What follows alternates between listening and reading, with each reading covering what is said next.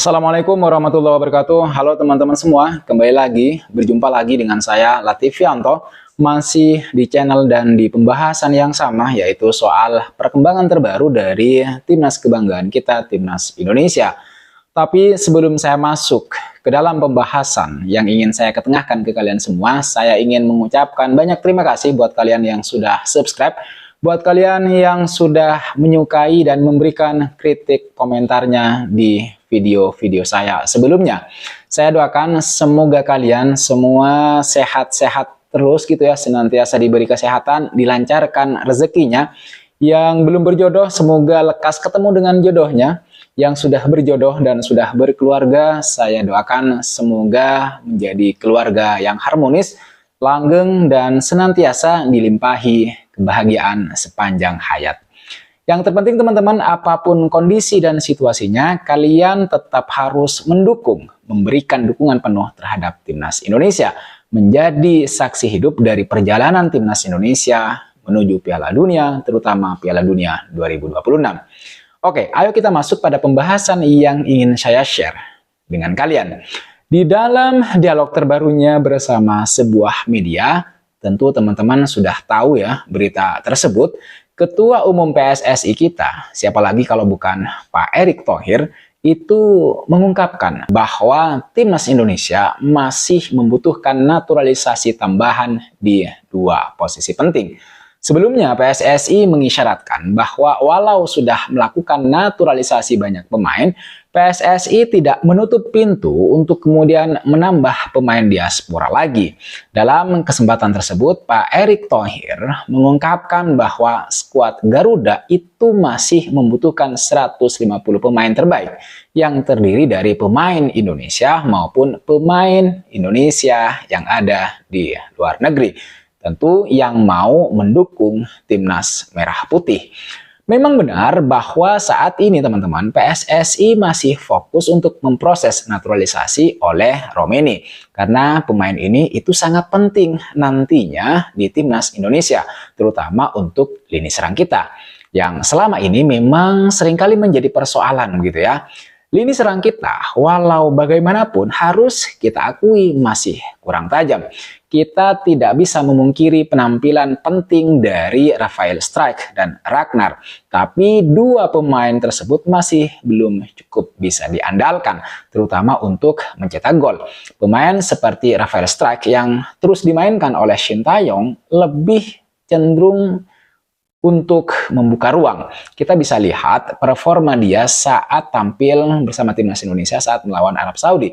Memang yang mencetak gol adalah Marcelino Ferdinand, tapi kita bisa lihat baik-baik, baik di gol pertama maupun di gol yang kedua, peran Rafael Struijk itu adalah menarik bek Arab Saudi agar pemain lain, terutama Marcelino Ferdinand saat itu, memiliki ruang tembak yang maksimal. Dan buktinya Marcelino Ferdinand bisa dengan bebas melakukan kreasi atau bahkan melakukan tembakan dari dalam kotak penalti Arab Saudi. Artinya di lini depan kita itu tetap membutuhkan pemain serang yang mematikan teman-teman. Yang tidak hanya bertugas untuk membuka ruang tapi juga bisa mencetak gol.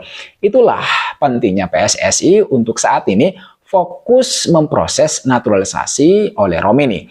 Akan tetapi teman-teman sekalian, meskipun fokus dengan naturalisasi oleh Romeni yang ditargetkan bakal selesai pada Maret tahun depan, Pak Erick Thohir juga mengungkapkan bahwa skuad Garuda masih membutuhkan naturalisasi untuk mengisi posisi gelandang serta penyerang.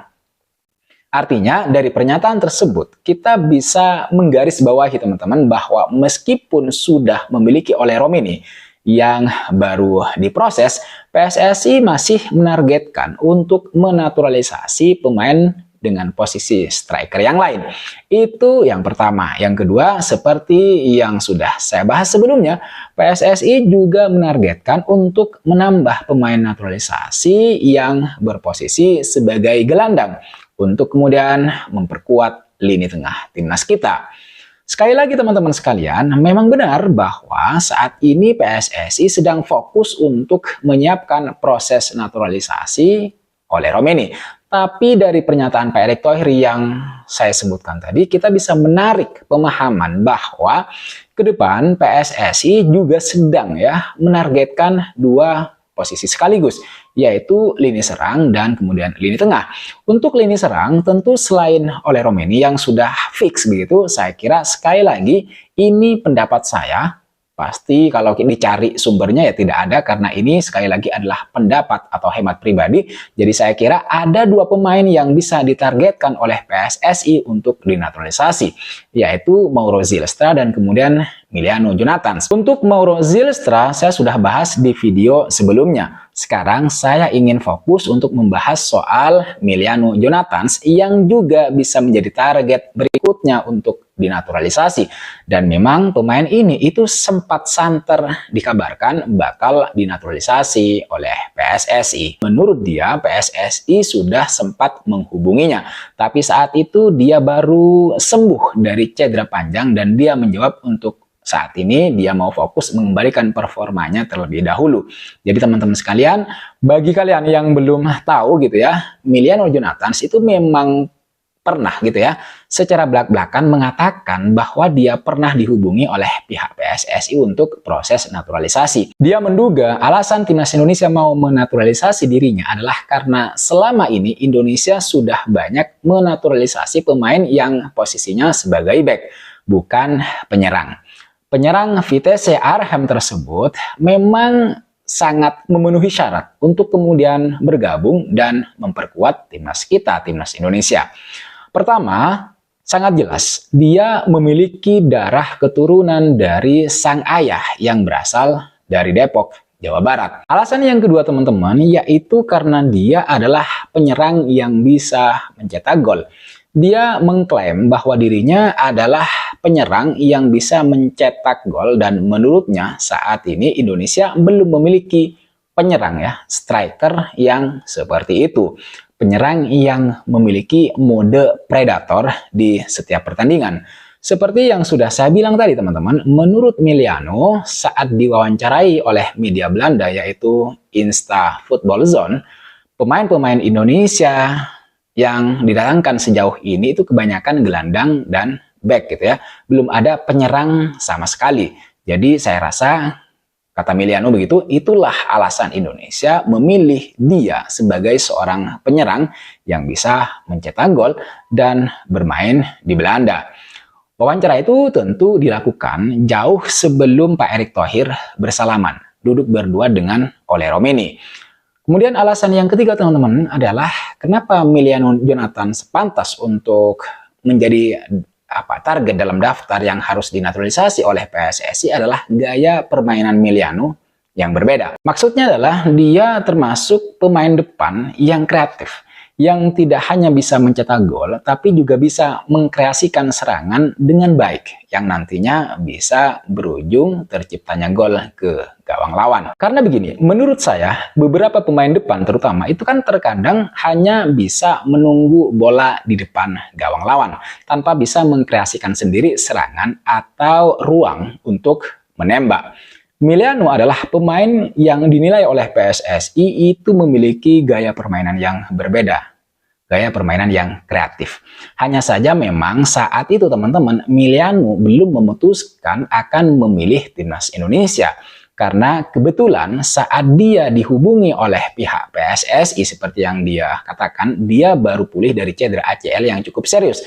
Dan dia mengungkapkan bahwa prioritas utamanya adalah kembali ke performa terbaik bersama klubnya yaitu Vitesse Arnhem. Itu yang menjadi prioritasnya terlebih dahulu setelah istirahat yang cukup panjang. Cedera yang menghambatnya untuk bisa turun ke lapangan selama 243 hari tersebut itu telah membuat Emiliano untuk lebih fokus mengembalikan performa optimal sebelum mempertimbangkan pilihan naturalisasi. Dikutip dari suara.com, saat ditanya mengenai niatnya untuk membela, untuk bergabung dengan timnas Indonesia, Emiliano dengan jujur menyatakan bahwa dia belum kepikiran sejauh itu. Dia juga mengaku bahwa pertanyaan tentang naturalisasi Indonesia itu sudah sering muncul. Namun dia lebih memilih untuk fokus terlebih dahulu pada klub karena ya memang dia benar-benar pengen serius dulu gitu dengan klubnya untuk mengembalikan performa ke performa terbaik, karena dia sudah menetapkan target ambisius di klubnya begitu sebagai upaya untuk mengembalikan performanya. Jadi setelah sembuh dari cederanya, dia menargetkan untuk mencetak 20 gol dan assist di sisa musim ini gitu ya, sebagai motivasi pribadi. Hingga saat ini dalam 14 pertandingan dia sudah berhasil mencetak 8 gol dan 3 assist. Dengan 9 gol dan assist lagi yang dibutuhkan, Emiliano harus tetap menjaga fokusnya untuk membantu timnya meraih kesuksesan. Keputusan mengenai masa depannya, baik di level internasional maupun di level klub, tampaknya akan diambil setelah musim ini selesai. Jika akhir musim nanti Emiliano terus berusaha menunjukkan performa terbaiknya di atas lapangan bersama klub, maka bukan hal yang tidak mungkin jika nanti PSSI segera mendekatinya kembali untuk dinaturalisasi, sebagaimana pernyataan yang disampaikan oleh Pak Erick Thohir bahwa ke depan PSSI bakal menargetkan naturalisasi di 2 posisi, yaitu menambah kekuatan di lini serang dan kemudian di lini tengah. Untuk lini tengah saya sudah bahas di video saya sebelumnya bahwa PSSI bisa menargetkan Jairo Ridwan, karena hanya pemain tersebutlah yang menurut saya saat ini ya tersedia, artinya sudah matang baik secara usia, kualitas maupun pengalaman. Jadi PSSI bisa menargetkan Jairo untuk menambah kekuatan di lini tengah.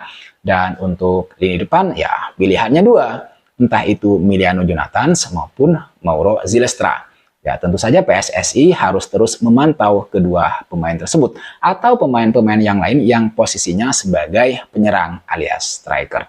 Oke teman-teman, saya kira itu yang bisa saya bahas di video kali ini. Terima kasih sudah menonton video ini sampai selesai. Terima kasih juga buat kalian yang sudah subscribe, buat kalian yang sudah memberikan kritik, saran, dan masukannya. Jangan lupa like, komen, dan subscribe, nyalakan notifnya. I'll see you in the next video.